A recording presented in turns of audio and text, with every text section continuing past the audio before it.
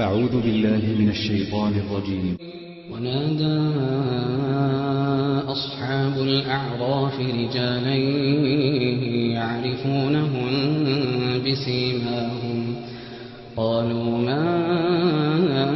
أغنى عنكم جمعكم وما كنتم تستكبرون أهؤلاء الذين أقسمتم لا ينالهم الله برحمة ادخلوا الجنة لا خوف عليكم ولا أنتم تحزنون أهؤلاء الذين أقسمتم لا ينالهم الله برحمة ادخلوا الجنة لا خوف عليكم ولا أنتم تحزنون ونادى أصحاب النار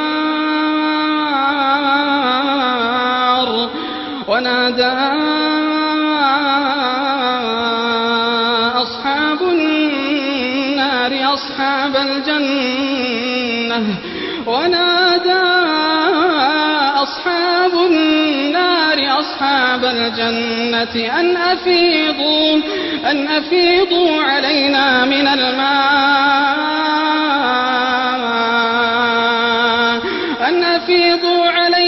من الماء أو مما رزقكم الله قالوا إن الله حرمهما على الكافرين ونادى أصحاب النار أصحاب الجنة أن أفيضوا علينا من الماء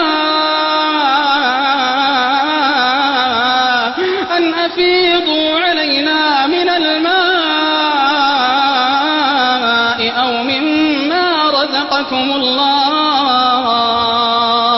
قالوا إن الله حرمهما على الكافرين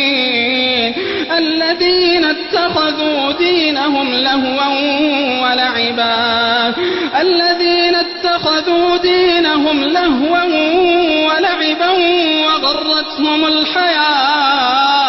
وغرتهم الحياة الدنيا فاليوم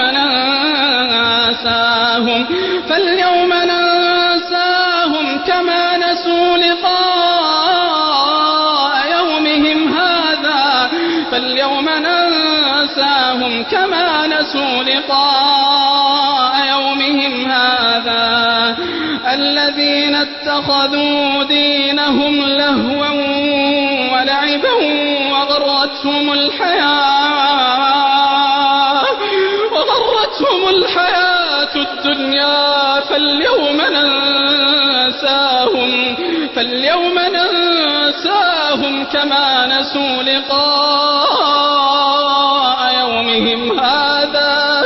كما نسوا لقاء يومهم هذا وما كانوا بآياتنا يجحدون ولقد جئناهم بكتاب فصلناه على علم هدى ورحمة لقوم يؤمنون هل ينظرون إلا تأويله يوم يأتي تأويله يقول الذين نسوه من قبل قد جاءت رسل ربنا بالحق فهل لنا من شفعاء فيشفعوا لنا أو نرد فنعمل غير الذي كنا نعمل قد خسروا أنفسهم وضل عنهم ما كانوا يفترون إن ربكم الله الذي خلق السماوات والأرض في ستة أيام ثم استوى على العرش ثم استوى على العرش يغشي الليل النهار يطلبه حثيثا والشمس والقمر والنجوم مسخرات بأمره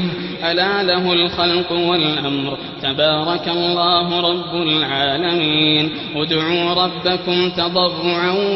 وخفية إنه لا يحب المعتدين ولا تفسدوا في الأرض بعد إصلاحها وادعوه خوفا وطمعا إن رحمة الله قريب من المحسنين وهو الذي يرسل الرياح بشرا بين يدي رحمته حتى إذا أقلت سحابا ثقالا سقناه لبلد ميت فأنزلنا به الماء فأخرجنا به من كل الثمرات كذلك نخرج الموتى لعلكم تذكرون والبلد الطيب يخرج نباته بإذن ربه والذي خبث لا يخرج إلا نكدا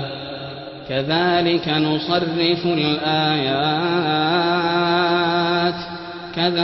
نصرف الآيات لقوم يشكرون